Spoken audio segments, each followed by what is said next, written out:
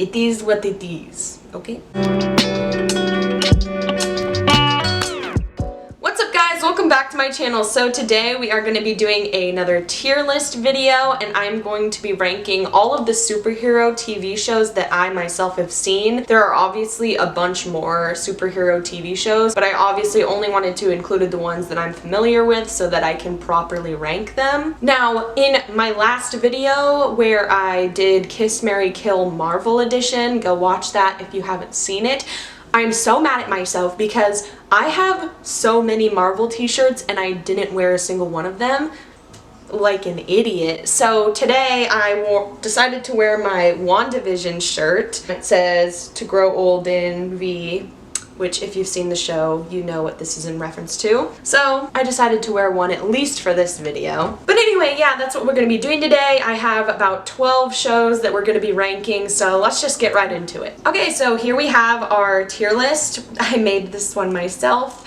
And let's just get right into it. So the first show that we have here is The Flash. Now, The Flash is a DC show and it's on the CW. And it is probably one of the first, if not the first, superhero TV shows that I watched. And I loved The Flash when it first came out. Like, I was obsessed with it. I would watch every single episode. Like, I was really into it. But I fell off of The Flash at around season maybe 6. That's when I kind of started to fall off. The thing with the CW shows, with the DC CW shows, is there's just so much of them and it just is kind of overwhelming. And what tends to happen is the first few seasons are beautiful television, and then it just kind of starts to get a little bit convoluted and confusing and just too much going on. So for that reason, it's gonna knock it down for me a bit, but I have a special place in my heart for The Flash. I really did enjoy it. So I would say that's gonna start us off at a solid B tier, right smack dab in the middle, because I really did like The Flash. It was just not the best compared to other TV shows. Okay, next we have Wandavision. And if you couldn't already tell, I love Wandavision. I mean, I knew it was gonna be something special, like when the advertisements and stuff for it were coming out, but the way it blew me away, like, it was incredible from start to finish, incredible. And there has not been a TV watching experience quite like it, because from the moment the first episode started to the end, week by week, everybody was like theorizing and trying to figure out what's going on because it's so trippy and crazy. Like, it was just so much fun to watch and experience as it was coming out week to week. I typically don't like the week to week style. I love binging shows and just being able to watch it on my own time. But I actually grew to really enjoy it with situations like WandaVision, because I loved like going on the internet and trying to hear like what other people thought was going on, or their theories, or just reacting to the different like memes and stuff coming out about it. It just felt like everybody was watching it and it was so much fun. So I adore WandaVision, and everybody in it does such a good job. Like, Elizabeth Olsen deserves all the awards. There's just so much good stuff. Really, the only thing that was a little bit disappointing with it was the finale, because we had built it up so much in our heads over the weeks of theorizing that once we got to the finale, it was a little bit like, oh. But other than that, I loved it, and it does set up like things for the future in the MCU that are gonna be very exciting. Very, very exciting. So this will come to no surprise to many, but WandaVision is most definitely S tier, top quality television. It's just amazing. I could go on about it forever, so that's why I'm like trying to keep this kind of condensed, because I could do a whole video about that show. It was so good. So good. Next up, we have Marvel's Runaways. Now, this was a show that was on Hulu and ABC, I think? I don't know. I watched it on Hulu, and I really enjoyed Marvel's Runaways. It's definitely not the most high quality, like, TV show in terms of, like, writing, I would say. It's definitely not, like, WandaVision level, and if that makes sense, but I still really enjoyed it and I loved all the characters and the cast did a really, really good job and I just enjoyed it. The last season was a bit rushed, but it was because like they knew that that was going to be the last season, so they knew they had to wrap up like storylines and stuff. If you don't know what Marvel Runaways is about, it's about this group of teens that they have all known each other since like birth, I'm pretty sure, and their parents all know each other and they're all pretty wealthy and they like own a company and stuff, and like basically they find out their parents are crazy wacko people and that they also have powers.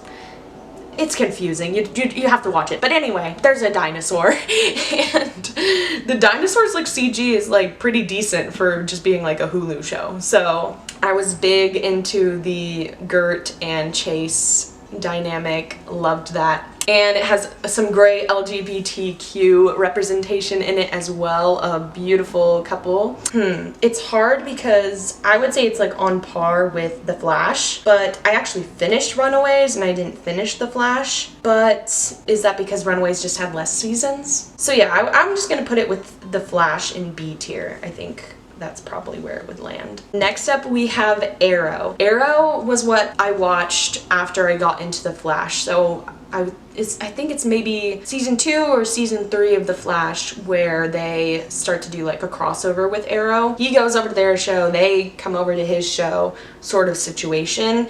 And it was kind of the start of what is known as like the Arrowverse on those CW shows. But Arrow came first. That's why it's like known as the Arrowverse. That was like the first of those shows. But I started with The Flash, so it was a little bit confusing. But anyway, so the Arrow cast like came on to The Flash and I was like, who are these people? This is interesting.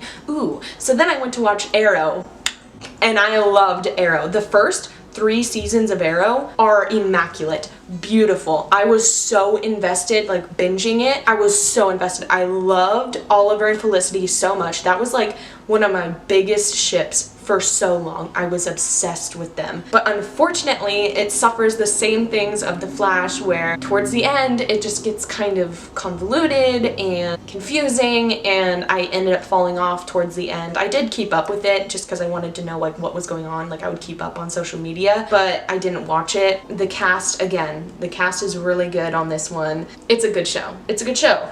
But again, I don't think it's necessarily better than The Flash. I would say The Flash and Arrow are on par for me for their first few seasons. If Arrow and The Flash had ended after, say, their 5th season, they would be A tier, maybe even S tier shows. But they didn't. They don't kind of know when to quit while they're ahead, and so for that reason they kind of be bumped down to B shows. Sorry. It is what it is. Okay. Okay, next we have The Falcon and the Winter Soldier, which is another Marvel Disney Plus show. And this show, I didn't completely know what to expect going into it. From the advertisements, it just kind of seemed like, oh, this is gonna be like, you know, a pretty general like Marvel movie type of vibe, Captain America type of vibe, lots of action and all of that, but it was actually surprisingly super grounded and explored themes that I did not expect them to do, especially because it's coming from Disney. But they were like out there exploring like racism and police brutality and just all these different things like immigration, and I was shook. Basically, like what the show does is it takes where Cap gives his shield and passes the mantle on to Sam at the end of Endgame. It takes that and explores it over the course of 6 episodes to show why Sam is meant to be Captain America, why he would be a good Captain America, and why Steve made that decision. And it's just beautifully executed because he goes through the entire course of the emotions of not thinking he's good enough, not thinking he's worthy of that shield, but also not wanting to represent the shield because of America and like what America represents to him as a black man. It just blew me away. Not even to mention Bucky freaking Barnes. Those are 2 sexy men. Let's just put that out there. And Bucky is amazing in this show. We really get to explore what's, you know, the damage that being the Winter Soldier has done to him. Him and Sam have a beautiful chemistry and they're so funny. Yeah, it was just really good. And now Sam is getting his own Captain America movie, which is super awesome and important. Even if you aren't into Marvel, I think you would get a lot out of it. So it's definitely S tier for me. Next up we have The Boys, which is on Amazon Prime, and wow, The Boys is quite unique compared to a lot of these shows, and it's incredible. It is very gory and very rated R. Basically, if you don't know what The Boys is about, it's about like our world, the real world. If there were superheroes in it, what would be the consequence of having superheroes in a world? That kind of explores like collateral damage, like what happens to the buildings and the people that superheroes kind of leave behind in a way. I don't even know how to explain it. Like, it's just so good. Like, it gets into the nitty-gritty. There are so many moments when you're watching The Boys where you're just like, did that just happen? And the cast is incredible. Like, everybody sells the performances so well. Everybody should be watching it. It is so good. The second season just finished and it ended on such a crazy cliffhanger. So did season 1. And so I'm just like dying for season 3 to come out. They're filming it right now. I mean, at the very least it's A, but I think it's S. Yeah, I would say it's S. The Boys is definitely an S tier show. It's hard for me not to just like put all of these really high ranked because this is my like favorite genre of TV show to watch, really. I love any like action type of TV shows. It like keeps me more engaged. So superhero shows are just like my favorite. Okay, next up we have Supergirl, which started off on ABC, I believe, and then it moved to the CW and joined the Arrowverse because I guess it wasn't getting good ratings over there or something. I don't know. I watched Supergirl for the first 3 or 4 seasons, I want to say, and I really did like it in the beginning. I loved that, of course, all 4 female superheroes and for them being at the forefront. Like, and I hate to admit it, but I'm a big Glee fan, and so seeing Melissa Benoist be in this, like be in something else, was really cool, and like be in the lead role. Speaking of, one of my favorite episodes of Supergirl is when it crosses over with The Flash and her and Grant Gustin, who was also on Glee. It's like a musical episode. That episode is so good. Like, that is some quality television. But that being said, for Supergirl, I was not totally enamored with it in the same way that I was for the first few seasons of Arrow and The Flash. I don't know, I just didn't connect to the characters as much, and I've never been that big of a Superman fan either. I've always been like more like a Batman type person. Also, big Mon-El fan here. Freaking loved their romance, and then the fact that they got together in real life and are literally married now, I was in love with. And then his character just got written off, and it was just so frustrating that I was just like, I can't do this anymore. So for that reason, I think Supergirl is C tier for me. It just wasn't ever on the level of The Flash and Arrow for me, which sucks because I love female superheroes and I want them to be successful, but you know, it's just my personal preference. It just wasn't for me. It still has a huge fan base. I always see it trending when it's on. It is what it is, okay? Anyway, next up we have Agents of S.H.I.E.L.D. Now, Agents of S.H.I.E.L.D. was a Marvel show that was intended to be a part of the Marvel Cinematic Universe, but then Kevin Feige is kind of like, no, I don't want that to be part of the MCU, so the show references the MCU, I guess, quite often, and then the MCU just never acknowledges the existence of the show, which is kind of funny. Basically, in the first Avengers movie, Agent Coulson dies, but he doesn't actually really die, you find out, because he goes and stars on this show. And it follows him and this team that he recruits. And I loved the first season. The first season of this show was insane. It was so good. It was like my perfect type of show. Ragtag group of people coming together to work as a team. There was some romance going on. Like, I just loved it. I was so happy with it. And then it just completely shifts gears into the second season. Like, it just felt like a completely different show to me. And I know it has a pretty big fan base still. It just wasn't for me. I just wasn't into it. And so I would say Agents of S.H.I.E.L.D. because I did love that first season so much, and I do think that it is like high quality television, I'm gonna put it in C tier. And I think the acting on it is really good and stuff. Obviously, like, love Coulson, but it just didn't end up hitting after that first season for me, which sucks because I loved that first season. And I've considered going back and just like trying to power through it because I did love the first season so much and I did like a lot of the characters, but I don't know. I don't know if I can get past it. Okay, next up we have DC Legends of Tomorrow, which is another CW show. This one it definitely has its fans, I'm sure. It just doesn't hit. It just does not hit at all, really. I watched the first season and I think most of the second season, and I just could never really get into it. I really tried because this was like when I was pretty wrapped up in the Arrowverse. Like I wanted to be watching every single thing, and I think that was partially the show's downfall is I was already watching Arrow, I was watching Flash, I was watching Supergirl, and then to add another show on top of that and keep up with all the episodes every week, it was just a lot, and I wasn't too invested in any of the characters on DC Legends of Tomorrow. So this is, I think, the first D tier show for me. It just didn't hit for me. Yeah, it's D tier. Sorry. Okay, next up we have The Umbrella Academy, which is a Netflix show and is pretty different from a lot of these shows. And The Umbrella Academy is so good. It is based off a comic book by Gerard Way. I had never heard of it before, you know. It was as kind of the same feeling as going into like the Guardians of the Galaxy for the first time. It's like I've literally never heard of these people. All the characters are so likable and their relationships are so believable as a family. I just love it. It is so fun. Five as a character, hilarious. Like that actor, what's his name? He was in that Disney show or Nickelodeon show too. Nikki, Dickie, Ricky, and Dawn or something like that. And he went from that to this, which is crazy because he does a phenomenal job on this show. Like, it's insane because he plays an old man trapped in this younger boy's body. He's just so funny. Like, he's always like griping about something or cussing or murdering people. This is another kind of gory, graphic one at times. It's funny, it's heartfelt, it has a good mystery throughout. It's a good binge, a good classic Netflix binge. It's definitely at least A tier.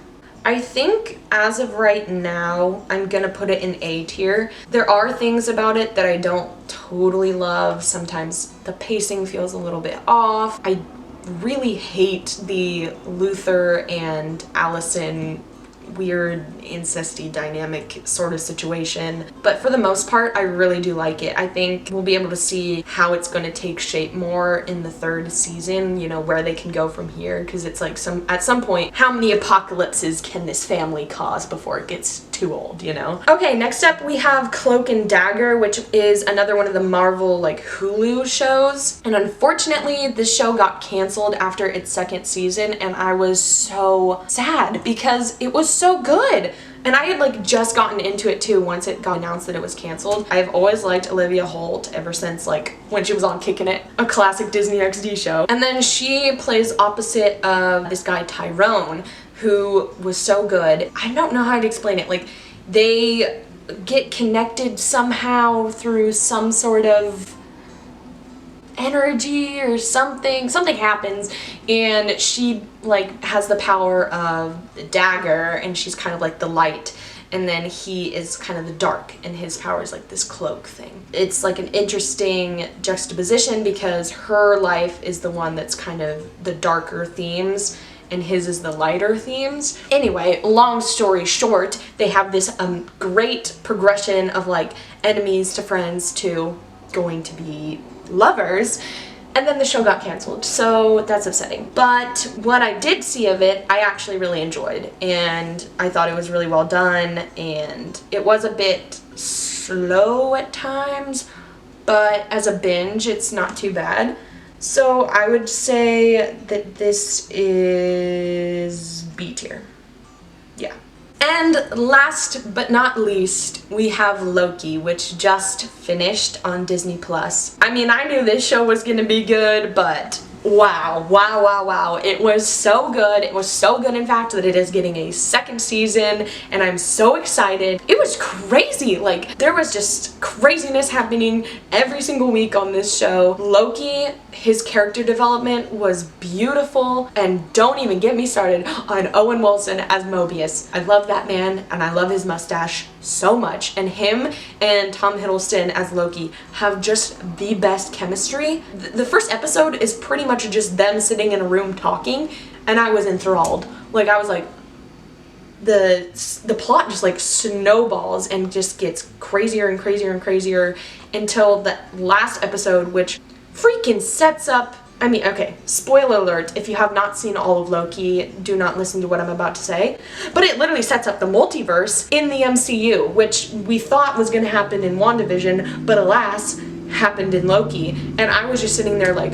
oh my god, it's happening. It's like that gif of Steve Carell from The Office. Like, I was like, it's happening, okay, what do we do? Like, this is insane. It was just beautiful. It was so good, and the whole cast is so good. Like, Hunter B-15, loved her. Ramona Renslayer, she was a good villain, and then Sylvie comes in, and she's really good. The only thing is, like, I get where they were going with, like, the Loki and Sylvie romance type of situation, because it is a very Loki thing to do, to fall in love with himself, because he's very egotistical, like, loves himself sort of situation. So I get where they were going, but at the same time it was a little bit like, okay, it's a little bit weird, but I'll go with it. But it was really well done. It was a very beautiful show, like, stylistically, it just looked really good. The TVA, Miss Minutes, like, this is another one I could go on and on about, and I'm sure you've already guessed, but this is a S-tier show, for sure. So there you have it. That is my finished tier list. Let me know down in the comments below if you agree with my placements, where you would put certain things,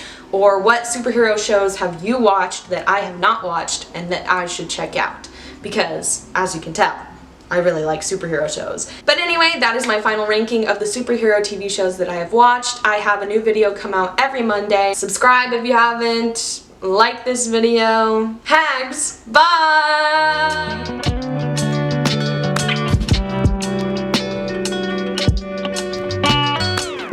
But